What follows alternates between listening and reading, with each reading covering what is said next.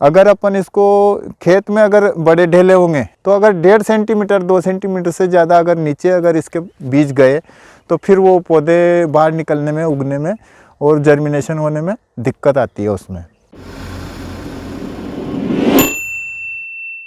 राम राम किसान भाइयों, स्वागत है आपका हमारे यूट्यूब चैनल खेत और किसान में। लाइक करें, सब्सक्राइब करें ताकि जब भी हम कोई नई वीडियो साझा करें आप तक पहुंच सके। आज हम जो फसल लेके आए हैं आपके लिए उसका नाम है चिया सीड। चिया सीड की जो फसल है वो अभी नई नई प्रचलन में आई है, तो काफ़ी सारे किसान भाई इसकी खेती कर रहे हैं धीरे धीरे। कुछ कम मात्रा में कर रहे हैं, कुछ ज़्यादा मात्रा में कर रहे हैं, बाकी सभी लगभग सभी कर रहे हैं। तो इसका बुआई से लेके कटाई तक पूरी जानकारी के बारे में आज मैं यहाँ एक गांव में मेरे मित्र के यहाँ पे आया हूँ, आंवली कला भवानी मंडी के पास में। तो इन्होंने चिया सीड लगा रखी है। हालांकि ये किसान भाई तो नहीं है, पर मेरी उनसे फ़ोन पे बात हो गई है। तो इसकी पूरी जानकारी के लिए वीडियो में आगे बने रहिए। सबसे पहले तो अपन इसका बुआई का टाइम के बारे में बात करते हैं। तो इसका जो बुआई का समय रहता है वो जैसे अपन सोयाबीन की फसल से निपट जाते हैं तो अक्टूबर के प्रथम सप्ताह से लेकर के और लगभग 15 अक्टूबर तक जितना जल्दी बुआई कर सकते हैं उतना अच्छी बात है। खेत को 3-4 बार 2-3 बार जितनी बार किसान की खेत समतल नहीं हो जाए किसान का, जब तक उसको बढ़िया समतल करके बुआई करनी चाहिए। और इसमें जो बाकी फसल में लगाते हैं उसी तरह से अपने को एसएसपी देना रहता है 1 कट्टा बड़े बीघे से।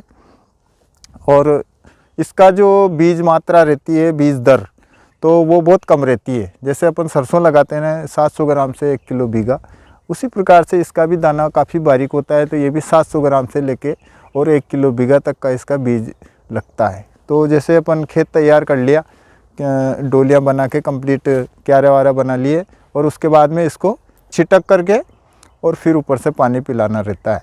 अगर अपन इसको खेत में अगर बड़े ढेले होंगे तो अगर 1.5 सेंटीमीटर 2 सेंटीमीटर से ज़्यादा अगर नीचे अगर इसके बीज गए तो फिर वो पौधे बाहर निकलने में, उगने में और जर्मिनेशन होने में दिक्कत आती है उसमें।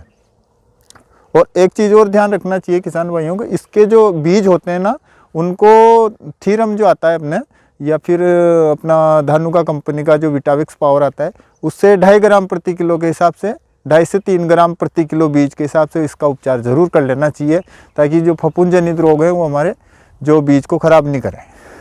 छिटक करके और पानी पिलाना रहता है। पानी पिलाने के बाद में लगभग 15 से 20 रोज बाद फिर दूसरी सिंचाई करनी होती है।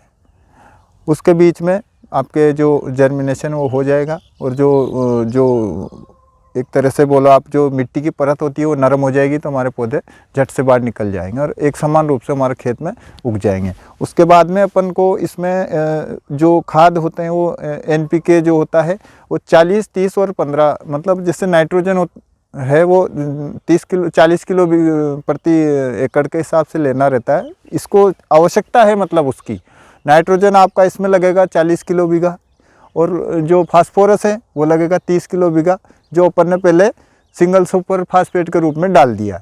और पोटास इसमें कम से कम 15 किलो प्रति बीघा के प्रति एकड़ के हिसाब से अनुशंसा रहती है। अगर इस तरह से अपन इसका खाद का मैनेजमेंट करेंगे तो हमारी फसल बहुत अच्छी रहती है। और 20 दिन बाद इसकी जो पहली सिंचाई होती है वो करनी है। और उसके बाद में जैसे जैसे खेत में आवश्यकता लगे अपने को पानी की, कि यार खेत सूख गया, उस टाइम पे पानी पिलाना है। ऐसा नहीं है कि नमी बनी हुई है फिर भी पानी पिला दिया, ऐसा नहीं है। जब खेत में पानी की आवश्यकता अपने को लगे कि हाँ पानी चाहिए, तब पानी पिलाना रहता है। और ज़्यादा से ज़्यादा 3 या 4 पानी में ये फसल आपकी पक करके तैयार हो जाती है। अब अपन बात करते हैं इसके जो खरपतवार के बारे में। तो खरपतवार किसान भाइयों इसमें अपने को निराई गुड़ाई के माध्यम से ही हटाने पड़ेंगे। इसमें कोई खरपतवार नाशी का उपयोग नहीं होता है और करना भी नहीं चाहिए। ये थोड़ी सेंसिटिव क्रॉप है तो इसमें दिक्कत आ जाती है। अभी तक तो नहीं हो रहा है, आगे अगर कोई होता है एक्सपेरिमेंट तो वो फिर आपको बता दिया जाएगा। तो ये तो हो गई थी इसके खरपतवार के बारे में बातें। और अब जो ये चिया सीड है, ये भी हमारे साथ ये जो पास में खड़ी हुई, तो ये लगभग 3 फीट की फसल, 3-3.5 फीट की फसल हो चुकी है और ये 60 से 65 दिन की फसल अभी प्रेजेंट टाइम पे खड़ी है। और इसके अंदर कीट व्याधियों की अगर अपन बात करें तो इसमें एक हल्की इल्ली लगती है जो पत्तों को कुरेद कुरेद के खाती है। तो उसके लिए ज़्यादा कोई महंगा वाला ट्रीटमेंट नहीं करना रहता है। प्रोफेनोफॉस 44/4 जो प्रोफेनोफॉस साइपरमेथ्रिन आता है, वो उसका अगर इसमें अपन 1-2 स्प्रे निकाल देते हैं तो वो इल्ली वैसे ख़त्म हो जाती है। ऐसी कोई ज़्यादा इल्ली नहीं लगती है, पर अगर वो अपन स्प्रे कर देंगे तो वो अपने पत्तों को ख़राब नहीं करेगी। कीट व्याधि पूरी होने के बाद में अब इसका जो कटाई का समय रहता है, वो ये जो फसल है ये लगभग 100 से 125 दिन में पक करके तैयार हो जाती है। जैसी मिट्टी रहती है, किसी जैसे बल्डी की ज़मीन है तो वहाँ जल्दी आ जाती है, जहाँ कोई ठंडा खेत है, जो शीतवर्ण खेत है, उसमें थोड़ा टाइम ले लेती है। बाकी 100 से 125 दिन के अंदर अंदर ये पक करके तैयार हो जाती है।